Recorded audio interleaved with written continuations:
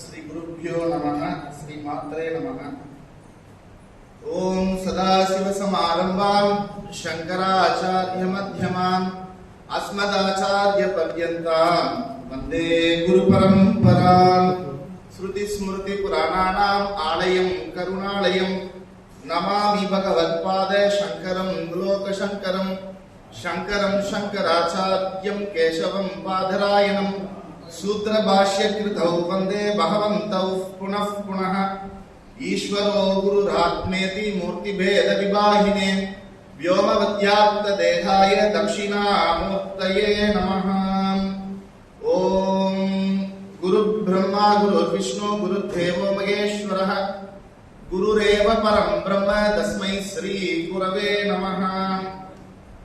ओम नमः प्रणवार्थाय शुद्ध ज्ञानैकमूर्तये निर्मलाय प्रशान्ताय दक्षिणामूर्तये नमः। தஞ்சமாம் என் குருவே தான் அவரோடு ஆனவரே வஞ்சம் அகற்றுவோர் வல்லவரே விஞ்சயனும் மெய்ஞானம் தந்து உயர்ந்த மெய்ப்பொருளோடு ஆக்கியம்மை அஞ்ஞானம் தாக்காதருள் திரு அருளே குரு அருளே சரண் சரண் சரண்। தத்துவஞானி தவஞானி ஞான தந்தை பரஞ்சோதி ஜிபி ஞானஒளி மகான் அவர்களினுடைய அகண்டாகாரத்தின் 6ஆம் திருநாள் மகோத்சவத்தில் கலந்து உரையாடுவதில் அடியேன் மற்றற்ற மகிழ்ச்சி அடைகின்றேன். உங்கள் அனைவரையும் நான் வணங்குவதிலும் உங்கள் அனைவரையும் நான் நமஸ்கரிப்பதிலும் மிகவும் ஆனந்தத்தையும் சந்தோஷத்தையும் அடைகின்றேன். எனக்கு இங்கு சில குறிப்பு கொடுக்கப்பட்டு இருக்கிறது. இந்த தலைப்பின் கீழ் நீங்க பேசினா நல்லா இருக்கும் அப்படின்னு சொல்லிட்டு என்ன கேட்டபடியினால இந்த விழாவினுடைய முத்தாய்ப்பு எது அப்படின்னு சொன்னா குருவினுடைய ஐக்கிய தினம். சோ அதுல ஐக்கிய தினத்தை நான் விட்டுடுறேன். ஏன்னா அவங்க எப்பயுமே அப்படியே இருக்கிறவங்க தான். குரு அப்படின்ற வார்த்தை எடுத்துட்டு அவரினுடைய மகிமையை பத்தி இந்த நல்ல நாள்ல பேசுறதுக்கு அடியனுக்கு திருவுளம் கொண்டிருக்கு. இந்த வாய்ப்பை நல்கிய மலைக்கோடி கலாபீடம் ட்ரஸ்டீஸ், ஏனைய பரஞ்சோதி மகான் ஜிபி ஞானஒளி மகான் அவர்களினுடைய அனைத்து அங்க ஆசிரமத்தின் நிர்வாகத்தினர் அனைவருக்கும் அடியனுடைய நமஸ்காரத்தை தெரிவித்துக் கொள்கிறோம். அப்ப குரு அப்படின்னா யார் அப்படின்ற அந்த தத்துவத்தின் கீழ் குரு மகிமா அப்படின்ற தலைப்பின் கீழ் நம்ம இப்போ வந்து பார்க்க போறோம். பிரம்மானந்தம் பரமசுகதம் கேவலம் ஞானமூர்த்தி துவந்துவாதீதம் ககன சதுர்ஷ்யம் தத்துவமஸ்யாதி லட்சியம் ஏகம் நித்யம் விமலம் அச்சலம் சர்வதி சாட்சிபூதம் பாவாதீதம் திரிகுணரகிதம் சத்குரும் தம் நமாமி. இந்த அகண்டாகாரம் அப்படின்றது வேற இல்லை, பிரம்மானந்தம் அப்படின்றது வேற இல்லை. குரு ஸ்தோத்திரத்திலேயே முதல் வார்த்தை முதல் ஸ்லோகமே என்ன அப்படின்னாக்கா அகண்ட மண்டலாகாரம் வியாப்தம் ஏன சராச்சரம் தத்பதம் தர்ஷிதம் ஏன தஸ்மை ஸ்ரீ குரவே நமஹ.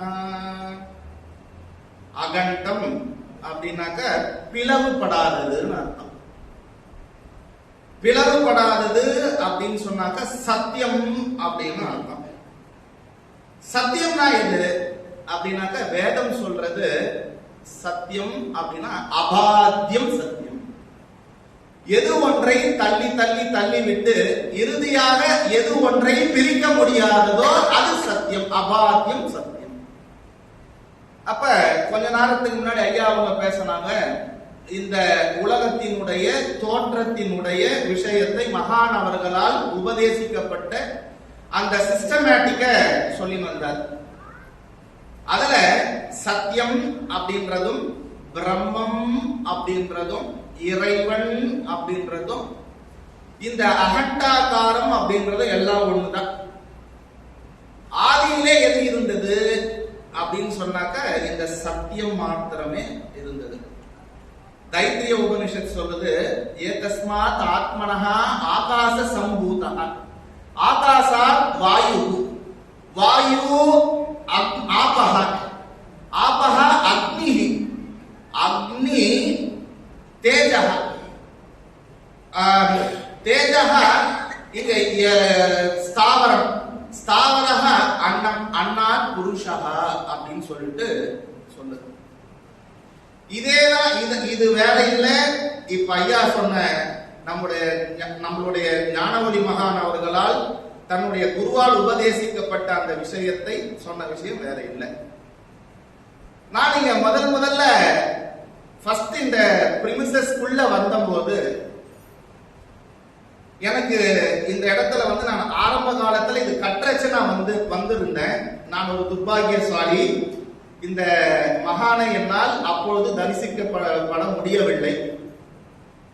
வந்தேன். அதுக்கப்புறம் வெகு நாட்கள் கழித்து சுவாமி அவர்கள் இங்க ஐக்கியமானது பிறகு இந்த பிரிமிசஸ்க்குள்ள உள்ள என்டர் ஆகும் போது எனக்குள்ள ஒரு மனசு அந்த ரமணாசிரமத்துக்கு உள்ள போகும்போது மனம் எப்படி மௌனத்தை அதுவே எடுத்துக்கொள்ளுகிறதோ, மௌனத்தால் மனம் எப்படி ஈர்க்கப்படுகிறதோ, எப்படி மனதில் ஒரு சாந்தமும் பிரசாந்தமும் ஏற்படுகிறதோ, அப்படி இங்கே உள்ளே வருகின்ற பொழுது அந்த தன்மை உண்மையில் நிச்சயமாக அடியேனுக்கு மிக இல்லை பொய் இல்லை, இது உண்மையாக எனக்கு ஏற்பட்டது.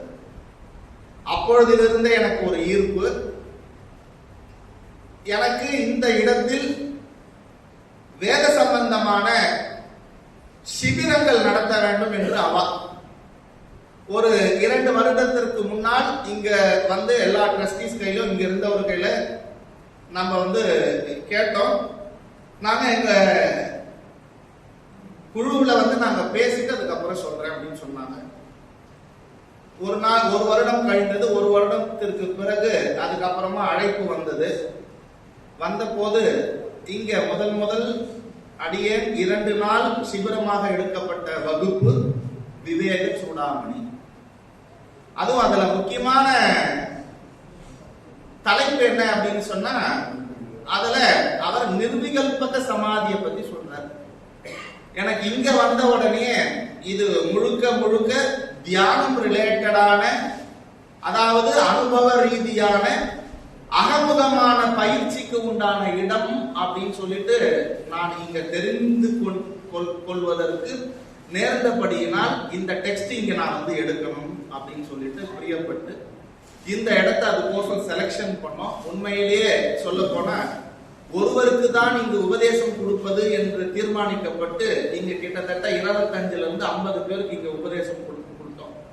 ஏன்னா இந்த இடம் அதுக்கு அவ்வளவு ஆப்டா இருந்து அன்னையில இருந்து தொடர்ச்சியா ஒவ்வொருத்தரும் 48 நாள் இடைவிடாமல் எந்த விதமான தடங்களும் இல்லாமல் மகான் அவர்களினுடைய பேரருள் கருணையினால் 48 நாள் தொடர்ச்சியா அதை காலையும் மாலையும் செய்து முடித்தார்கள்.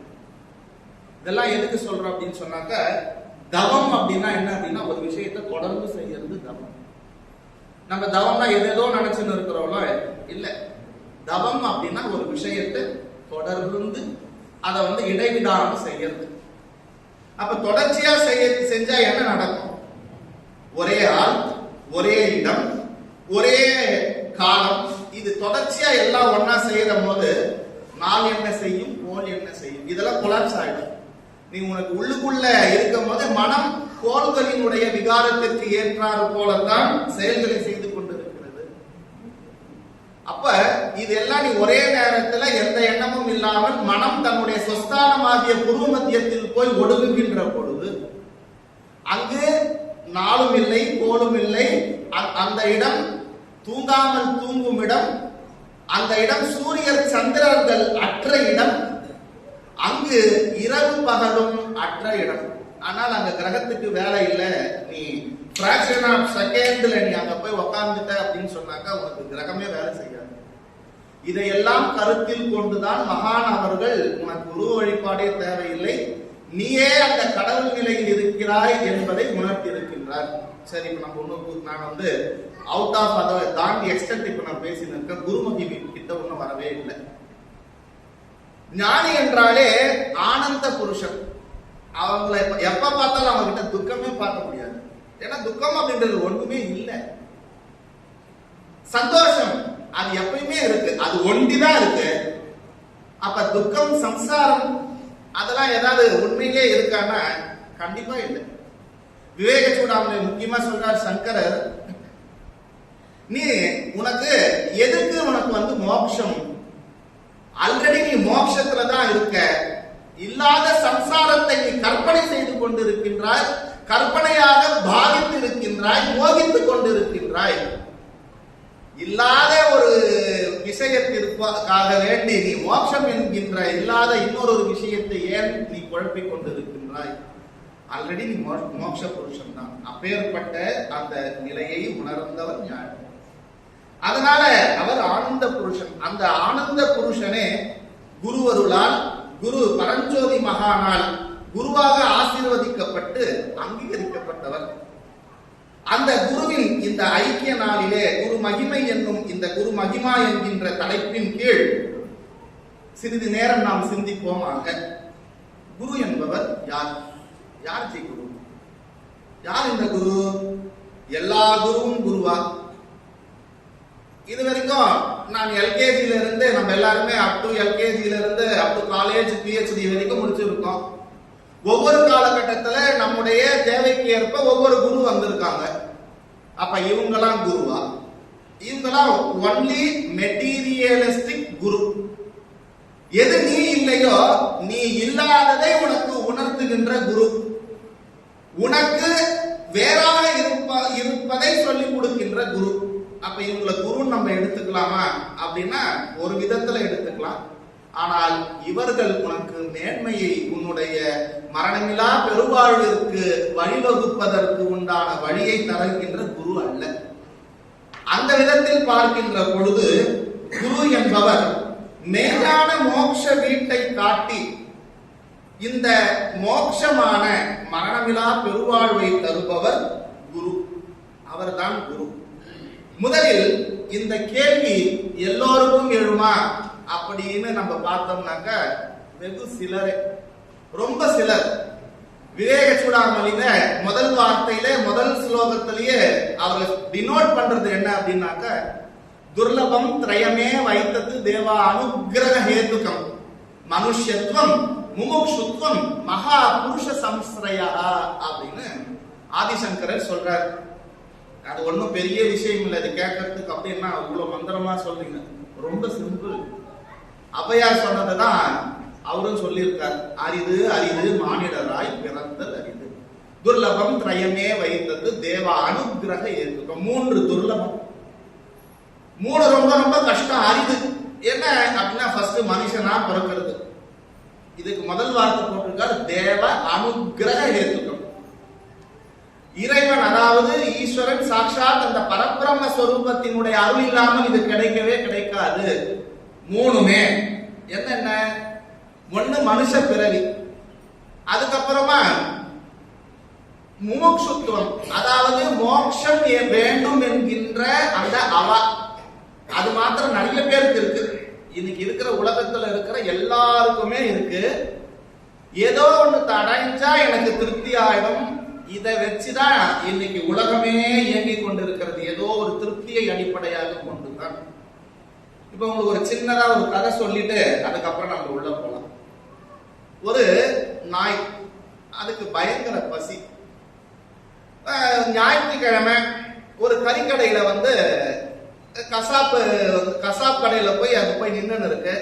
இந்த நாய் ரொம்ப நேரமா நின்று இருக்கு, இதுக்கு ஒரு எலும்பு துண்டை போடுவோம் அப்படின்னு சொல்லிட்டு வெறும் எலும்பு அதை அந்த நாய்க்கு போட்டாச்சு. அந்த நாய் என்ன பண்ணது, கிடைச்ச வேகத்துல பசியில அந்த நாய் அந்த எலும்பை போட்டு நல்லா மெல்லு மெல்லு மெல்லு மெல்லு. அது வெறும் பல்லுல மட்டும் என்ன பரவாயில்ல, அது மெல்ற இடம் தவிர்த்து பல்லு தவிர்த்து மற்ற அதனுடைய ஈரல் எல்லாத்துலயும் போய் பட்டது. ஈரல் எல்லாத்துலயுமே அந்த எலும்பு துண்டு உடைந்து அதனுடைய ஷார்ப்னஸ் அதனுடைய வாயை குத்தி கிழிச்சு அதுல இருந்து ரத்தம் வர ஆரம்பிச்சு. அந்த நாய் என்ன பண்ணுது அப்படின்னு சொன்னாக்கா, அதுல இருந்து வந்த ரத்தத்தை அந்த எலும்பில் இருக்கின்ற சுவை என்று நினைத்து கொண்டு அந்த நாய் அந்த அந்த எலும்பை திருப்பி கடிச்சு கடிச்சு கடிச்சு அந்த ரத்தத்தை குடிச்சு குடிச்சு குடிச்சு அது தன் ரத்தத்தை தான் குடிக்கிறோமா அப்படின்றது தெரியாமலேயே அந்த நாய் அதனுடைய வலியையும் தெரியாமலேயே கடிச்சு அந்த ரத்தத்தை குடிச்சு குடிச்சு நோய்வாய்ப்பட்டு இறந்து போகுது. நம்மளும் அப்படிதான் நமக்கு கிடைத்திருக்கின்ற அரிதற்கு அரிய இந்த மானிட பிறவியை வந்த நோக்கத்தை மறந்துவிட்டு இங்கு மோகத்தினால் வயப்பட்டு யார் யாருக்காகவோ எதற்காகவோ நாளைக்கு 4 பேர் என்ன செய்ய சொல்லுவான், 4 பேர் என்ன பார்த்தா என்ன சொல்லுவான், மற்றவர்களுக்காகவே வாழ்ந்து கொண்டு நம்முடைய வாழ்நாளை கழித்துக் கொண்டு இருக்கின்றோம். இதில் யாரோ ஒருவனுக்குத்தான் இதில் இருந்து விடுபடுவதற்கு, இந்த பிறவி சுற்று என்கின்ற இந்த சுழற்சியில் இருந்து விடுபடுவதற்கு உண்டான அந்த ஆசை எழுகிறது. அது பேர் மும்முட்சுத்துவம். 2வது. 3வது இருக்கே, அதுதான் ரொம்ப ரொம்ப முக்கியம். இது மாத்திரம் இல்லாம நீ போகாத ஊருக்கு, நீ எந்த ஊருக்கு போறனே தெரியல, தெரியாத நீ எந்த பஸ்ல ஏறி உட்காருவ, எந்த கண்டக்டர் வந்து உனக்கு என்ன டிக்கெட் கொடுப்பார், பஸ்ல கூட ஏறி உட்காந்துட்ட, ஜி எந்த ஊருக்கு போறீங்க, அதான் ஜி எனக்கு தெரியல, நான் எங்க போறதுன்னு தெரியல. கண்டக்டர் வந்து இல்லம்மா கொஞ்சம் இறங்கிடுங்க, அடுத்த பேருக்கு நான் டிக்கெட் கொடுக்கணும், சீட் வந்து தயவுசெய்து இறங்கிடுங்க. அப்பொழுது உன்னை வழி நடத்துவதற்கு மகா புருஷ சம்ஸ்ரயா, பெரியோர்களினுடைய சேர்க்கை, சத்சங்கம். அதுவும் சத்சங்கம் அப்படின்னு சொன்னா நமக்கு இப்ப இருக்கிற மீடியா குருக்கள் இல்ல, 1-to-1 பார்க்கிற குரு தான் நமக்கு தேவை. அப்பதான் உன்கிட்ட இருக்கிற குறை என்ன, உன்னிடம் இருக்கின்ற அகங்காரம் என்ன, எது உனக்கு தடையாக இருக்கிறது, எது உன்னுடைய மேன்மைக்கு தடையாக இருக்கிறது அப்படின்றத கண்டுபிடிச்சு உனக்கு உன்னை காண்பிப்பார். குருவடிவாகி கோலையும் தன்னில் திருவடி வைத்து ஸ்திரம் இது பொருள் என வாடா வகைத்தான் மகிழ்ந்தென கருளி கோடா யுதத்தால் கொடுவினை கலைந்து. இப்ப இதெல்லாம் பாடுறேன்ல, இப்ப இவர் சொன்னதுல இருந்தே நான் அந்த கனெக்ஷன்ஸ் திருப்பி நான் கொடுக்க போறேன். தத்துவ நிலையும் தந்து எனை ஆழ்ந்த வித்தக விநாயக விரைக்கடல் சரணே. எனக்கு முக்கியம் தத்துவம், ததுத்வம், நீயே அது அப்படின்ற விஷயம். யார் என்னை எனக்கு அறிவித்து முன்னை வினையின் முதலை கலைந்து வாக்கும் மனமும் இல்லா மனோலயம் தேக்கியே இந்த சிந்தை தெளிவித்து இருள் வெளி இரண்டிற்கும் ஒன்றிடம் என்ன அருள் தரும் ஆனந்தத்தை அழுத்தி என் செவியில் எல்லையில்லா ஆனந்தம் அளித்து அல்லல் கலைந்தே அருள்வழி காட்டி சத்தத்தின் உள்ளே சதாசிவம் காட்டி சித்தத்தின் உள்ளே சிவலிங்கம் காட்டி அணுவிற்கு அணுவாய் அப்பாலுக்கு அப்பாலாய் கணுமுற்று நின்ற கரும் உள்ளே காட்டி வேடமும் நீரும் விளங்க நிறுத்தி கூடுமை தொண்டர் குழாத்துடன் கூட்டி 5 கரத்தின் அருண் பொருள் தன்னை நெஞ்சகரத்தின் நிலை அறிவித்து தத்துவ நிலையும் தந்து என ஆண்ட வித்தக விநாயக விரைகழல் சரணே. இது எவ்வளவு பெரிய ஞானம். ஆனா தெரியாமே எல்லாரும் விநாயகர் அகவல் சொல்லிட்டு விநாயகர் சதுர்த்தி அன்னைக்கு மட்டும்தான் பாடுவாங்க. மற்ற நேரம்லாம் அதை என்னவோ ஏதோன்னு சொல்லிட்டு அர்த்தம் தெரியாமல், அதனுடைய ஆழம் புரியாமல், அதனுடைய உண்மை புரியாமல் போய் நிற்பாங்க. இது உனக்கு தெரியணும்னா எனக்கு போற வழி எதுன்னு எனக்கு தெரியணும், என்னை வழிகாட்டுவதற்கு ஒரு ஆள் வேண்டும் என்று சொன்னால் அதற்கு உன்னை உனக்கு காண்பித்து கொடுக்கின்ற உன்னுடைய பிறவி என்கின்ற இந்த சுழற்சியில் இருந்து உன்னை நீக்கி அந்த அகண்டாகாரமாக உன்னை ஆக்க வேண்டியதற்கு ஒரு நல்ல குரு தேவை. யாருக்கு இந்த நல்ல குரு கிடைப்பார்? ஞானவாசிக்கத்துல சொல்லுது, யாருக்கு இந்த நல்ல குரு வாய்க்கும் என்றால் முன் ஜென்மத்தில் பூர்வ புண்ணியத்தின் பயனாக க்ஷேத்திரம், ஸ்தலம், தீர்த்தம், மூர்த்தம் இது 3த்தையும் முழுமையாக முடித்தவன் யாரோ அவனுக்குத்தான் நல்ல குரு வாய்க்கும். அப்படி பார்க்கின்ற பொழுது நீங்கள் அனைவரும் பாக்கியவான்கள். உங்களுக்கெல்லாம் நல்ல குருநாதர் அமைந்திருக்கின்றார். சரி, உண்மையில் ஆராய்ச்சி செய்து பார்க்கும் போதுதான் தெரியும் குரு என்பவர் என்னை எனக்கு காட்டி கொடுப்பவர். மற்ற எல்லா குருவும் நான் என்கின்ற தன்மையை நீக்கி நான் அல்லாததை எனக்கு காட்டி கொடுப்பவர். ஆகவே உண்மை குரு எனக்கு மோட்ச வீட்டை காண்பித்து கொடுப்பவரே உண்மையான குரு. சரி, அப்ப குருனா என்ன? அந்த குரு அப்படின்ற வார்த்தையை நம்ம பிரிச்சு பதம் பிரிச்சு பார்க்கணும் அப்படின்னு சொன்னாக்க, வேதம் சொல்றது புகார ஸ்வந்த காரோவை ருகார சன்னிவர்த்ததஹ அந்த காரோ நிரோதித்வா குரு ரித்யபிதீயதே. குரு அப்படின்னு சொன்னாக்க கு என்றால் இருள், இருள் அப்படின்னு சொன்னாக்க அஞ்ஞான இருள், மறைக்கிட மூடிய மாய இருளை அறம்பாவம் எனும் அரும் கயிற்றால் கட்டி. Therefore இந்த அஞ்ஞான இருளை யார் நீக்குபவர்?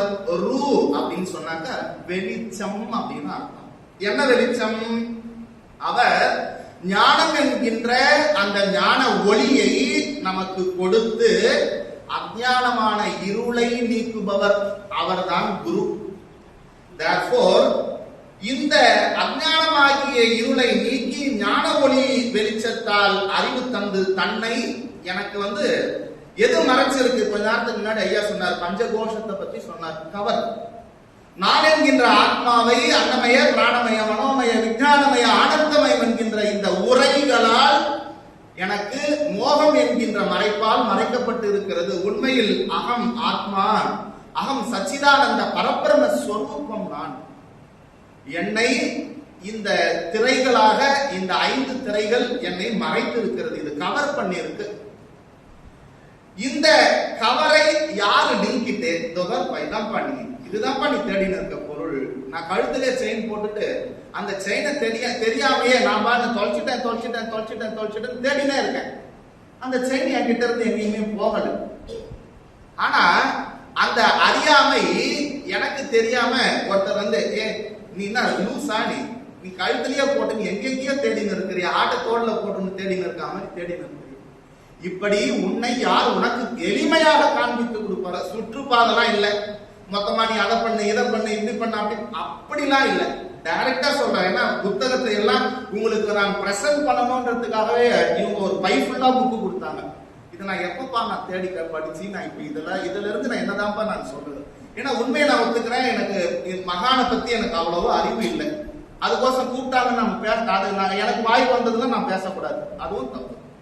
அதனால அவர் ஆராய்ச்சி பண்ணணும் அப்படின்னு சொன்னாக்க ஒரு ஞானியை பற்றி தெரிந்து கொள்ள வேண்டும் என்றால் அவர் எழுதிய புத்தகத்தை தெரிந்து கொண்டால் அந்த ஞானியை முழுக்க நாம் தெரிந்து கொள்ளலாம். அவர் எந்த நோக்கில் எந்த நிலையில் ஏன் எதற்காக. நாம 10ஆம் வகுப்புல ஒரு புக் எடுத்து சென்டர் ஆஃப் த போர்ஷன்ல ஏதோ ஒன்று படிச்சுட்டு அவரு எக்ஸாம்பிள் கோர்ஸ் அது கூடாதுன்றத சொல்லியிருப்பார். நான் அந்த சென்டர் ஆஃப் த போர்ஷன் மட்டும் எடுத்துட்டு அவர் அதை தான் சொல்லியிருக்காரு இந்த புத்தகத்துலன்னு சொல்லக்கூடாது, அதுவும் தப்பு, அதுவும் அறக்குறை. உண்மையான ஞான தேடுதலில் இருப்பவர்கள் அந்த புத்தகத்தினுடைய ஆரம்பத்தில் அனுகிரக பாஷணம் முதல் don't judge the book from its cover. அற்புதமான இது. நீ வெறும் புக்கை பார்த்துட்டு நோட்டை பார்த்துட்டு இதுல இவன் மலை ஏறார், இதை நீ பிரிச்சு பார்த்தாதான் இது உள்ள இருக்கிற விஷயம் என்னன்னு தெரியும். அதுக்கோசம் இதுல என்ன சொல்லியிருப்பார்? நம்மளா ஒரு யூகம் பண்றது இல்லை.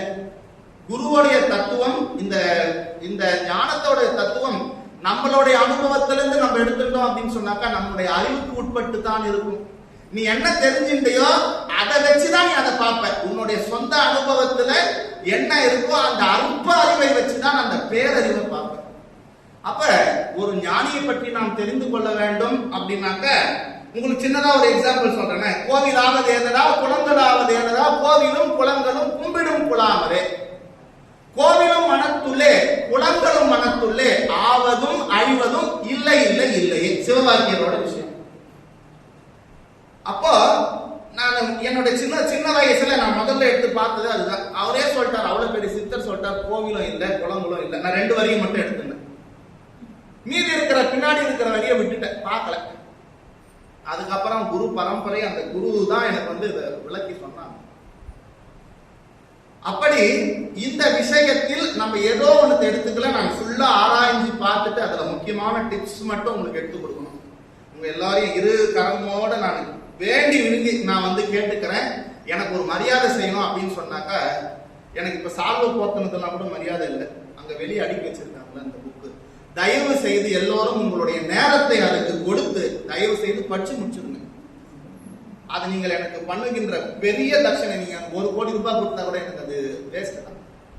அங்க இருக்கிற எல்லா புத்தகத்தையும் வாங்கி படித்து விடுங்கள். உங்களுடைய வாழ்க்கை, உங்களுடைய பிறப்பு இறப்பு என்கின்ற புனரதி ஜனனம், புனரதி மரணம், புனரதி ஜடரே ஜெய சயனே அப்படின்னு சொல்லிட்டு இந்த பஜகோவிந்தத்துல வர மாதிரி மீண்டும் மீண்டும் நீங்க பிறப்பு இறப்புல போய் மாட்டிக்காம இருக்கிறதுக்கு உண்டான நல்ல மருந்து,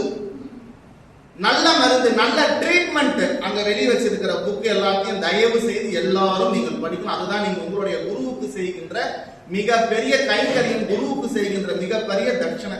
நீங்க அதை தவிர்த்து வேற உடலால உழைப்பால எது செஞ்சாலும் அவருக்கு அதெல்லாம் துச்சம். தயவு செய்து அந்த புத்தகத்தை படியுங்கள். அனைத்தும் அது ஞான பொக்கிஷம், முழுக்க முழுக்க ஞான பொக்கிஷம். அதுல ஒரு வார்த்தையும் திருவார்த்தை, ஒரு வார்த்தையும். அதனால நீங்க நூக்கன் காணரா நீங்க படிக்கிறதுக்கு முன்னாடி அவரை நல்லா பிரார்த்தனை பண்ணிட்டு, நீங்க எனக்கு புரியாததை எல்லாம் நீங்கள் என்னுள் இருந்து நீங்கள் விளக்குங்கள் அப்படின்னு சொல்லிட்டு உக்காந்துட்டீங்கனாலே அவர் ஈஸியா எல்லாத்தையும் விளக்கி கொடுத்துருவார். அதுவும் இல்லாமல் அவரால் நியமிக்கப்பட்ட நிறைய ஞான ஆசிரியர்கள் எல்லாம் இருக்கிறார்கள். உங்களுக்கு சொல்றதுக்கு வழிகாட்டுதவருக்கும் வழிகாட்டி. நான் மூணாவதா சொன்னல மகா புருஷ சம்ஸ்ரயா, இது எல்லாமே உங்களுக்கு குருநாதர் அழகா வழிவகுத்து கொடுத்துட்டு போயிருக்கார்.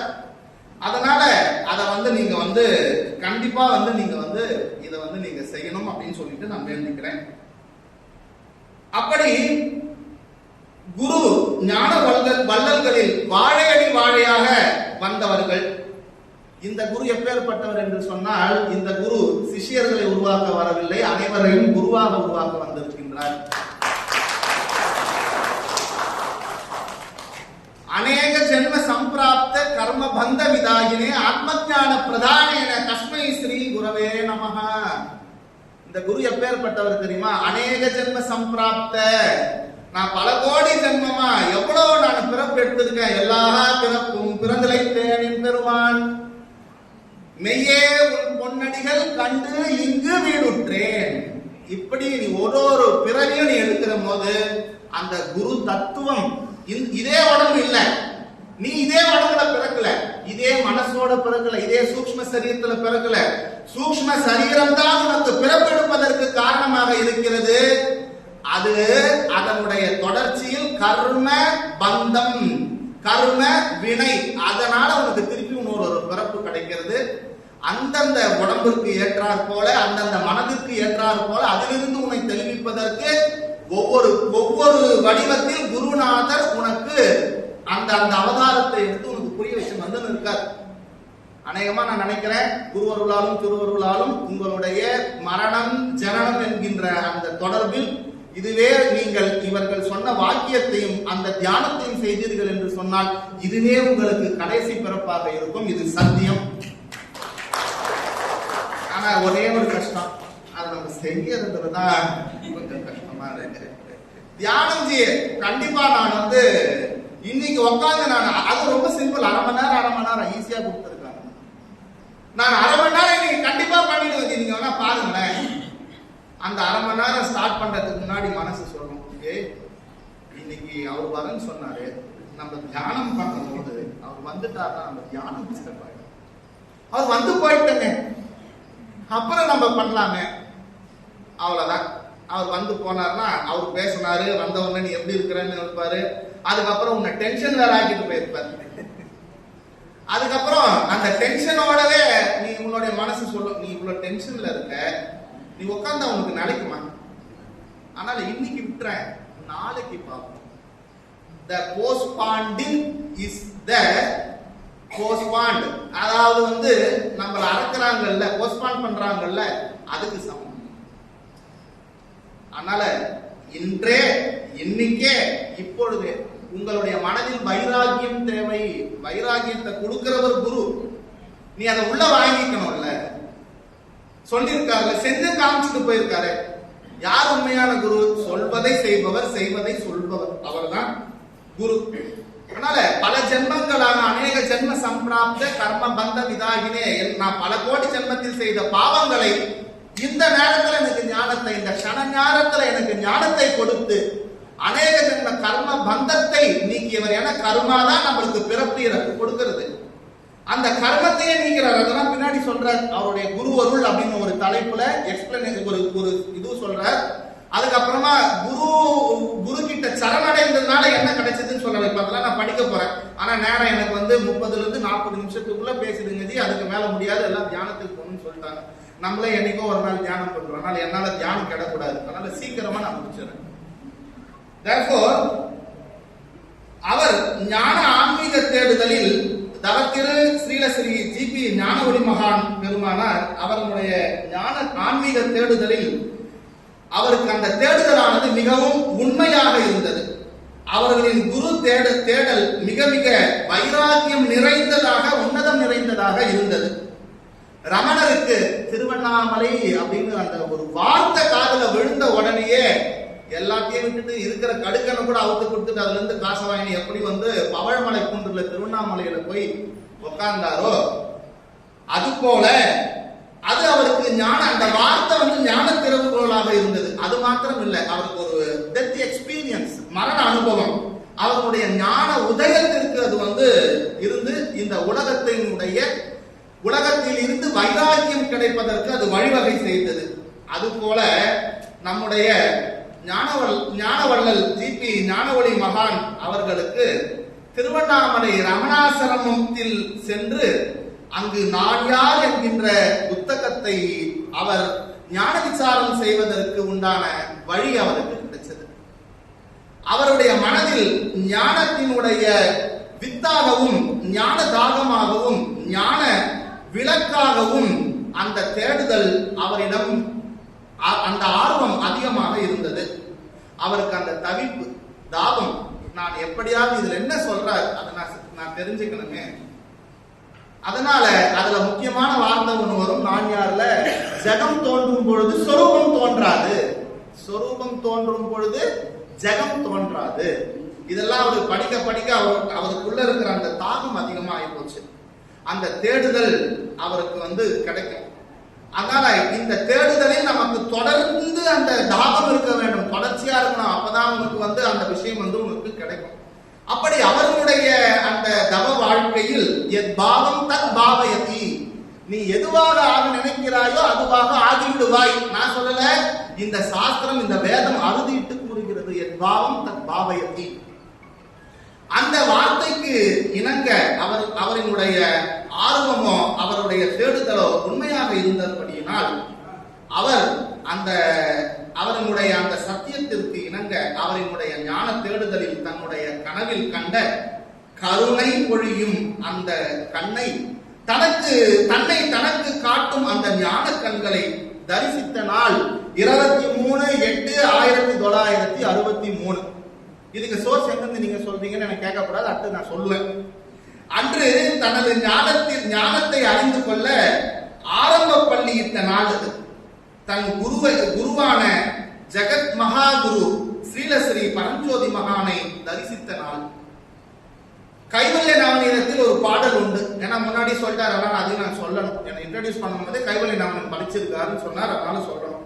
அதிலிருந்த மாணவன் எப்படி போய் தன்னுடைய குருவை தேடுகிறான் என்று சொன்னால், அவனுக்கு எப்படி அந்த வைராகியம் வந்திருக்கிறது என்று சொன்னால், ஆன பின் மனைவி மக்கள் அர்த்த ஏழமை மூன்றில் காணவர் வலையில் பட்டு கை தப்பி ஓடும் மான் போல் போனவன் வெறும் கையோடே போகாத வண்ணம் சென்று ஞான சத்குருவை நன்றாக வணங்கினானே.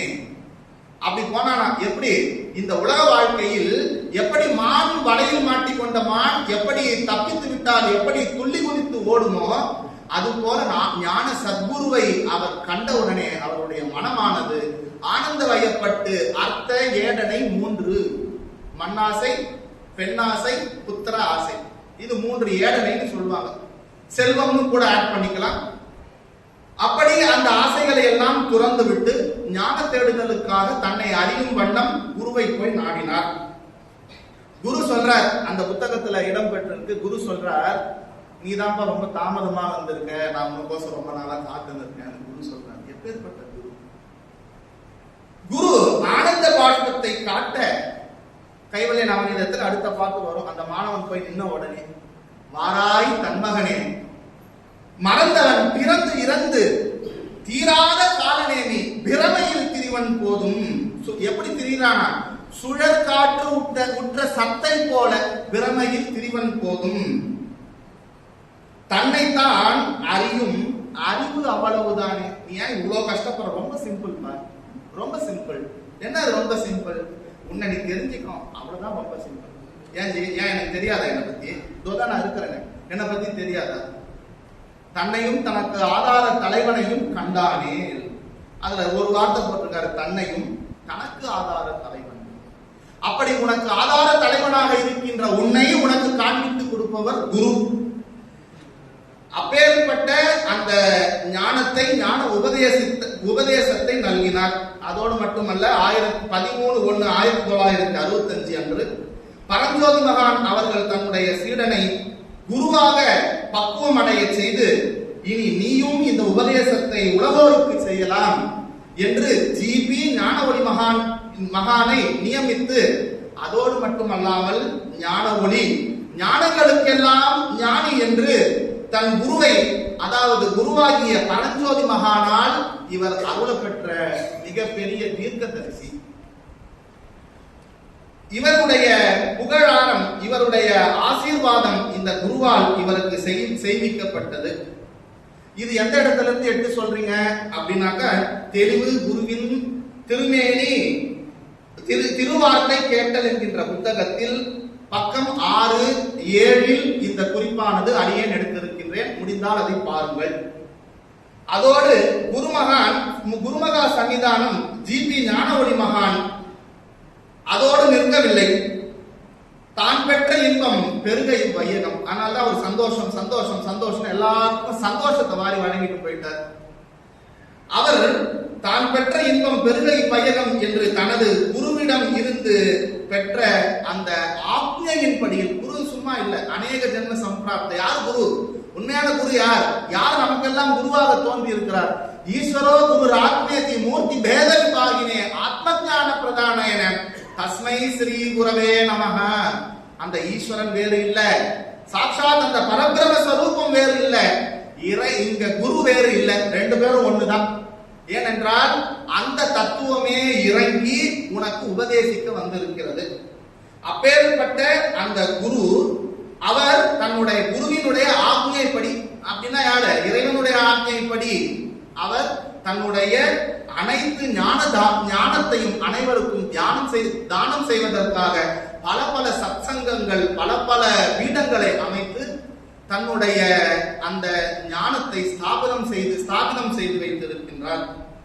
புத்தகம் அப்படி பார்க்கும்போது அவர் சத்சங்கம் என்னதான் எடுத்திருப்பார் அப்படின்னு பார்க்கிறச்ச, சத்சங்கம் தொகுப்பு 1 அந்த புத்தகத்துல 13வது பக்கத்துல கேள்வி 9வது கேள்வியில தன்னறிவு மெய்யறிவு என்றால் என்ன அப்படின்னு சீடர் மொத்தமா அவர்கிட்ட கேள்வி கேட்டார்.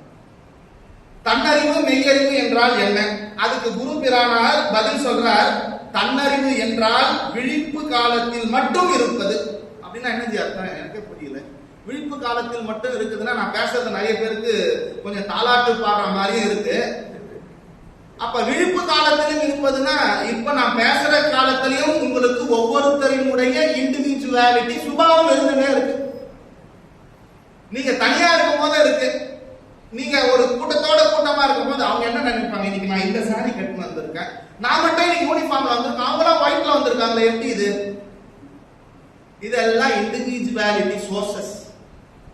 அப்போ அவர் சொல்ற, இது அகங்காரம், அதாவது சுபாவம், இது எனக்கு மட்டும்தான் இருக்காது அப்படின்னா அதுல சொல்ற, இது எல்லாருக்கும் இயல்பு, இது எல்லாருக்குமே இயல்பு. இது மெய் என்றால் தோன்றுவதும் மறைவதும் மீண்டும் தோன்றி மறைவதுமே இயல்பாக இருக்கக்கூடிய ஒரு தோற்றம். அந்த தோற்றத்திற்கு காரணமாயுள்ளதே மெய் அறிவு.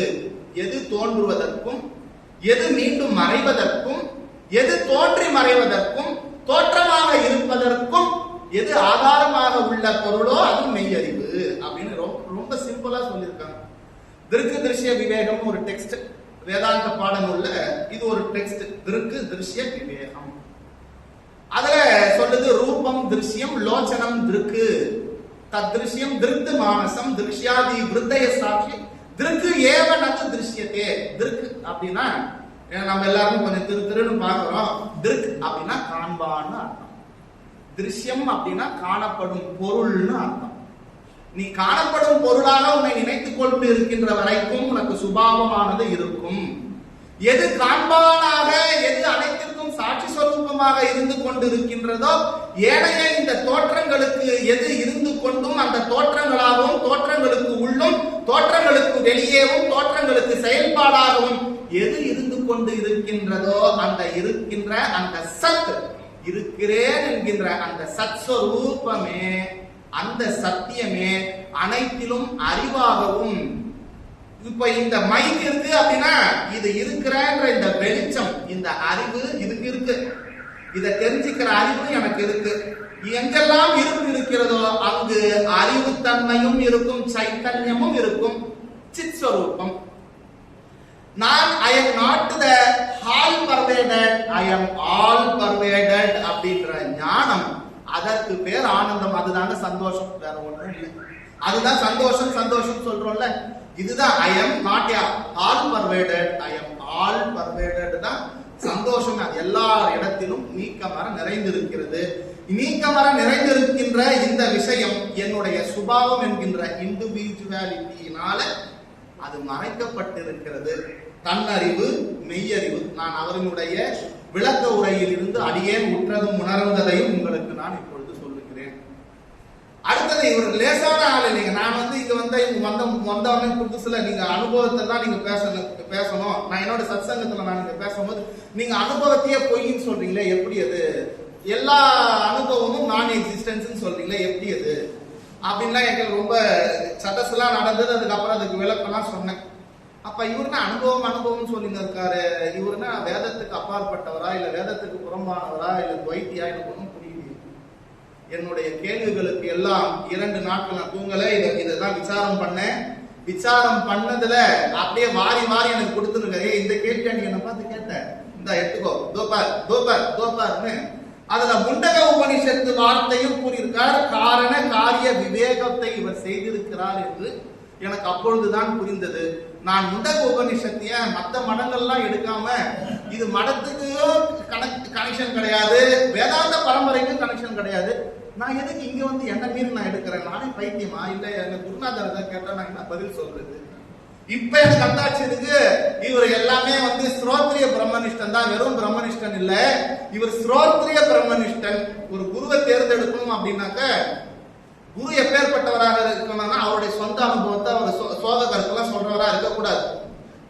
குரு என்பவர் ஸ்ரோத்ரியஹா பிரம்மனிஷ்டா. அவர் தன்னுடைய குருவிடம் இருந்து பாடம் கற்றவராக இருக்க வேண்டும், குரு பரம்பரையில் இருக்க வேண்டும்.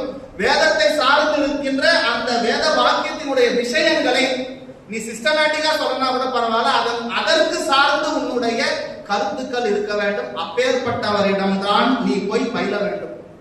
அது பேர் தான் சத்சங்கம்.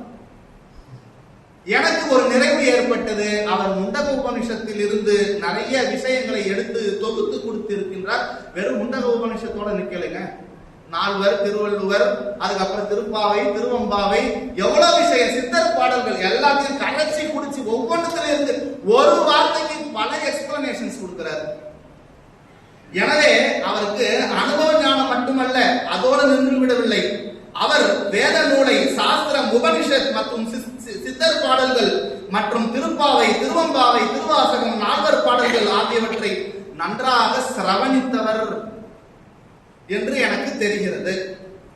சரி, மகான் அவர்களினுடைய குரு பக்திக்கு உண்டான சான்று. குருன்னா யாரு அப்படின்னா, நீ ஒரு குருவா இருக்கிற அப்படின்னா உனக்கு முதல் தகுதி என்ன அப்படின்னாக்க, அந்த குரு தன்னுடைய குருவை எப்படி பாவிக்கிறார், அந்த குரு மேல் எப்படி பக்தி வைத்திருக்கிறார். நீ அப்படி இருந்தா தானே உன்கிட்ட மத்தவங்க அப்படி இருப்பாங்க.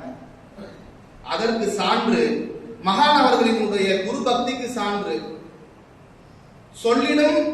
சொல்லிற்கு இலக்கணம் தந்த தமிழ் என்கின்ற புத்தகத்தில் பக்கம் 35 முடிஞ்சா போய் பிரிச்சு பாருங்க. குருவிடம் சரண் புகுந்ததை அவரின் நிலையில் ஆராய்ந்திருக்கின்றார் என்பதை குருவே சரண் என்கின்ற அந்த வரிகளில் விளக்குகிறார்.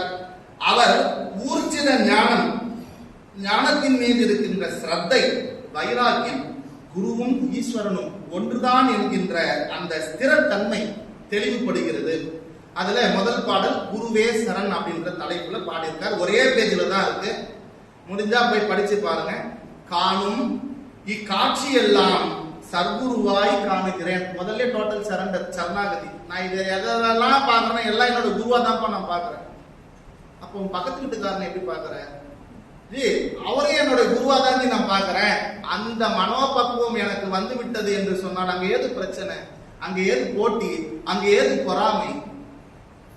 எல்லாத்தையும் ஒன்னாதான் பார்க்கிறார். வானும் இவ்புவனமும் மற்றும் குருவே என்று ஓவ ஐம்பூத ஜாக்கிரத்தின் அலை குமிழ்கள்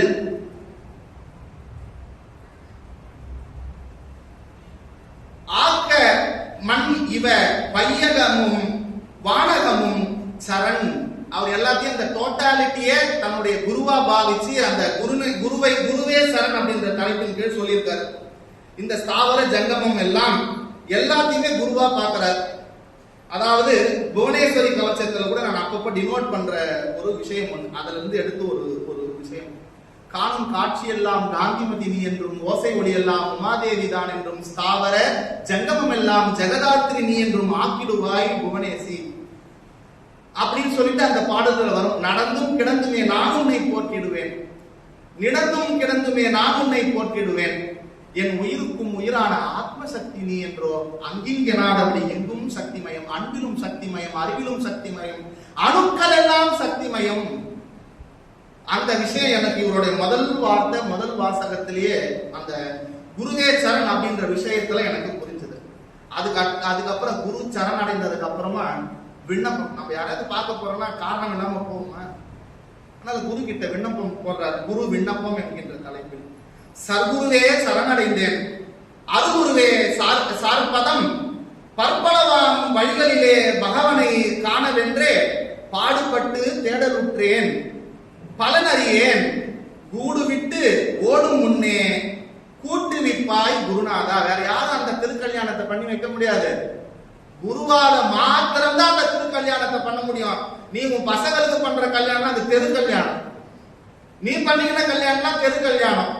எது திருக்கல்யாணம்? உண்மையில் உன்னையும் அந்த இறைவனையும் ஏகம் என்று ஐக்கியம் செய்ய என்னுடைய குருவாய் தோன்றும் ஈசனை இறஞ்சினேனே, அந்த ஈஸ்வரனே உன்னில் உனக்கு காண்பித்து உனக்கும் அதற்கும் எந்த விதமான அந்த பிளவும் இல்லை, நீயும் அவரும் ஒருவரே என்கின்ற அந்த நிச்சயத்தன்மையை குருவானவர் தந்தருள்வார். அததான் அவர் டைரக்டா யார்கிட்ட என்ன கேட்க முடியுமோ, நச்சிகேதன் அவனுடைய யமதர்மராஜ கிட்ட என்ன கேட்டான்?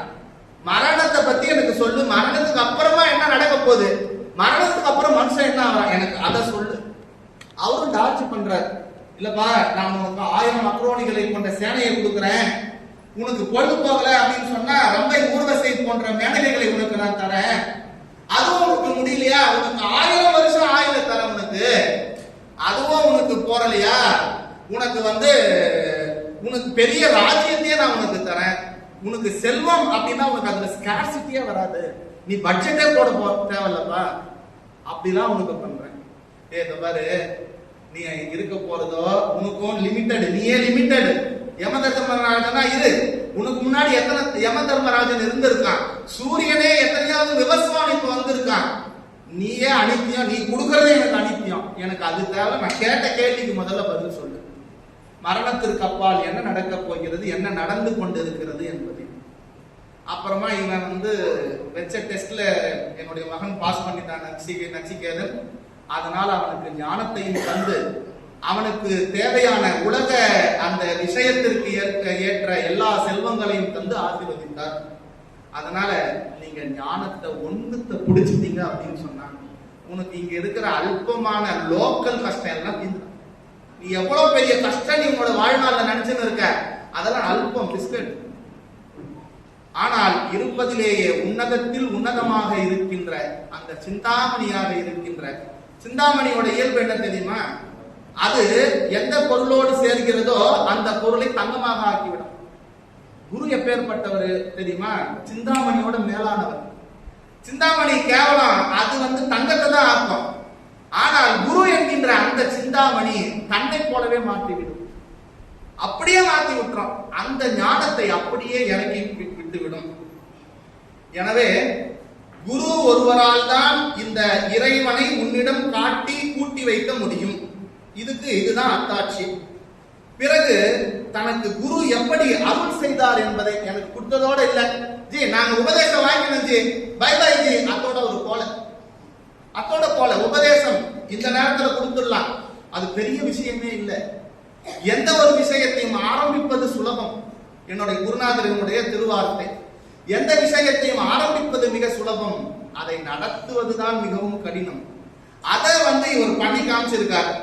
அதனால அவர் என்ன சொல்றார், அன்பனுனை ஏற்றுக்கொண்டேன். குரு முதல்ல ஏத்துக்கிறார். அன்பனுனை ஏற்றுக்கொண்டேன், வழி ஒன்று உண்டு, அவ்வழியே நேர் வழியாம், வேற வழியே இல்லை. நீ மத்த முட்டு சந்தெல்லாம் போய் மாட்டி முழிக்காத, இல்ல சுத்து பாதையெல்லாம் போய் சுத்தி நிற்காத. நான் சொல்றேன் பாருப்பா, இதுதான் நேர் வழி. அவ்வழியே நேர் வழியா மற்றொன்று இல்லை. கண்ம வினை நம்ம முதல்ல பார்த்தோம்ல, அதாவது ஔவையாரனுடைய விநாயகர் அகவல்ல, அதோடைய கனெக்ஷன் இப்ப நான் சொல்றேன்.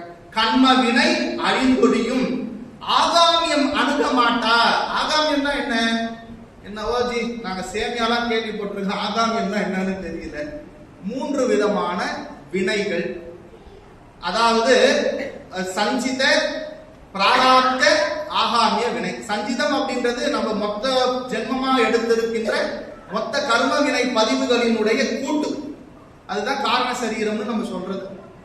அதுல இருந்து எந்த ஜென்மத்தில் நீ எது அதிகமாக நன்மை செய்தாயோ, புண்ணியம் செய்தாயோ, எந்த ஜென்மத்தில் நீ அதிகமாக பாவம் செய்தாயோ, அதுல இருந்து ஒரு பகுதி எடுத்து போட்டு அந்த வினைக்கு ஏற்ற உடம்பு, சுக துக்காதி போக ஆயத்தனம் சரீரம் தத்துவபோதத்துல சொல்லுது. நீ சுகத்தையும் துக்கத்தையும் அனுபவிப்பதற்குண்டான இருப்பிடமாக உன்னுடைய மனம், உன்னுடைய உடலும், சுக துக்காதி போக சாதனம் சரீரம், போக சாதனம் சூக்ஷ்ம சரீரம். இந்த ஸ்தூல சரீரம் இருப்பிடம், சூக்ஷ்ம சரீரம் சுகத்தையும் துக்கத்தையும் அனுபவிப்பதற்கு உண்டான இருப்பிடம். உங்களுக்கு எல்லாருக்கும் சந்தோஷம் சந்தோஷம் சொல்றீங்களா? உங்களுக்கு துக்கமே இல்லையா? எனக்கு கொஞ்சம் சொல்லுங்க. துக்கத்தை என் கையில துக்கமே இல்லை, தோபார என் சந்தோஷம். சந்தோஷத்தை உங்களால எடுத்து காமிக்க முடியுமா? காமிக்க முடியும் இல்ல? எல்லாருமே சந்தோஷம் சந்தோஷம் சொல்றீங்களா? இங்க இருக்கிறவங்க மட்டும்தான் அதிசயமா சந்தோஷம் சந்தோஷம் சொல்றாங்க. வெளியே போனா எல்லாரும் எனக்கு துக்கமா இருக்கு, கஷ்டமா இருக்கு. நீ எப்படி இருக்க? நானா? அப்புறம் அவங்களுடைய வரலாறு நம்மளே துக்கமாயிடும் அது கேட்ட. அப்படி இருக்கும். இந்த சந்தோஷம், இந்த துக்கம் இரண்டும் யாருக்கு இருக்கிறது அப்படின்னு நம்ம ஆராய்ச்சி பண்ணி பார்த்தோம் அப்படின்னு சொன்னாக்க, இந்த சந்தோஷம் என்பது எப்பொழுதும் நிறைந்து இருக்கிறது. இந்த துக்கமும் சுகமும் போய் வந்து நிற்கு. இந்த சந்தோஷத்தின் மறுபெயர் ஆனந்தம் அப்படின்னு பேர். அப்படி இந்த சந்தோஷமும் துக்கமும் இது சூக்ஷ்ம சரீரத்தினுடைய வெளிப்பாடு. சந்தோஷம் இல்ல, துக்கமும் சுகமும் அதுதான் அதுல அனுபவிக்க முடியும். ஆனந்தம் எங்க அனுபவிக்க முடியும் அப்படின்னா அறிவுல தான். உன்னிடத்தில் தான் உன்னை நீ அனுபவிச்சுக்க முடியும். எங்க வணிகர் சொல்ற மாதிரி உங்களை நீங்களே தூக்கி காமிங்க பாருங்க. 50 கிலோ வெயிட் தூக்கு, அதெல்லாம் விட்டுருக்கு, உன்னை நீ தூக்கி காமி. இது வரைக்கும் ஒரு ரகசியம் சொல்லிட்டா, இது வரைக்கும் உங்க உடம்ப நீங்களே முழுசா பார்த்தது பார்த்திருக்கீங்க? யாராவது ஒருத்தர் கை தூக்குங்க பார்க்கலாம். அதை ஒருத்தர் தூக்குறாரு, தூக்குறீங்களா? நெத்தி சொல்லிடுறீங்களா? நான் நெத்தி சொல்லிடுறேன். அப்போ என்னுடைய உடம்பையே என்னால் முழுக்க பார்க்க முடியவில்லை அப்படின்னா, இந்த அகண்ட பரிபூரண சச்சிதானந்த சொரூபமாக இருக்கின்ற அந்த பரபிரம்மம், அது நீயாக இருக்கின்றாய். எப்படி உன்னுடைய கண்ணால் உன்னுடைய கண்ணையே நேரடியாக காண முடியவில்லையோ, அப்படி உன்னை உன்னால் நேரடியாக காண முடியாது. ஆனா எப்படி பண்ணலாம்? என்னிலே இருந்த ஒன்றை யான் அறிந்ததில்லையே, என்னிலே இருந்த ஒன்றை யான் அறிந்து கொண்ட பின், என்னிலே இருந்த ஒன்றை யாவர் காண வல்லரே, என்னிலே இருந்திருந்து யான் உணர்ந்து கொண்டேனே. ஞானம் என்பது அறிவது அல்ல, உணர்வது. ஞானம் என்பது அடைவது அல்ல, அது சாத்திய வஸ்து அல்ல, சித்த வஸ்து. அது ஆல்ரெடி உன்கிட்ட இருக்கிறது. அப்படி உன்னிடம் இருக்கின்ற ஒரு விஷயத்தை உனக்கு காண்பித்து கொடுத்த அந்த குரு அவ்வழியே நேர்வழியாம் மற்றொன்று இல்லை, கண்மவினை அறிந்தொழியும் ஆகாமியம் அணுக மாட்டார், கண்ணிடை நடுநாடு நாசி நுனி அதை நாடு. அடுத்தது டைரக்டா அவருக்கு கிடைச்ச உபதேசத்தை, அவருக்கு என்ன கிடைச்சது, அவருடைய குருநாதர் என்ன சொன்னார் அப்படின்றத டைரக்டா சொல்லி முடிச்சுட்டார். நான் இன்னும் நிறைய சொல்ல வேண்டியது இருக்கு, எனக்கு நேரம் போராததுனால நான் இதை ரொம்ப சிம்பிளா மினிமைஸ் பண்ணி தான் இப்ப நான் சொல்லிட்டு இருக்கேன். அதுல 2-3 பேர் தள்ளிட்டேன் சொல்ல தேவையில்லைன்னு சொல்லிட்டு. இன்னும் அவருடைய மகான் அவர்கள் எழுதிய அந்த புத்தகத்தில் ஒரு வாசகம், நினைவிடத்தில் நினைவை நினைத்து, நினைவை நிறுத்தி, நினைவை சுழற்றி, நினைவில் நிலைத்து, நினைவாய் நினைவில் நினைவோடு நிற்க நினைவும் நானே. இதுக்கு அர்த்தம் இப்ப நான் சொல்ல மாட்டேன், நீங்க புக்ல போய் தேடுங்க எங்க இருக்குன்னு சொல்லிட்டு. அந்த ருசியை நான் அனுபவித்த அந்த ருசியை நீங்களும் அனுபவியுங்கள், அதுவே உங்களுக்கு பெரிய ஞானம். இவர் அது மாத்திரம் இல்ல, நிறைய புத்தகங்கள்லாம் எழுதியிருக்காரு. அதுவும் ரொம்ப பெரிய விஷயம், ஓங்காரத்திற்கு விளக்கம் சொல்லியிருக்காரு. இந்த காயத்ரி ஜபம் எல்லாரும் சொல்லக்கூடாது, எல்லாரும் சொல்லக்கூடாது, பொம்பளை சொல்லக்கூடாது, இதெல்லாம் இந்த தடையெல்லாம் உடைச்சு எழுதியிருக்காரு. இதுல ஓம் பூர்வஸ்வஹ தத்சவிதர்வரேண்யம் பர்கோ தேவஸ்ய தீமஹி தியோ யோனः பிரச்சோதயாத்.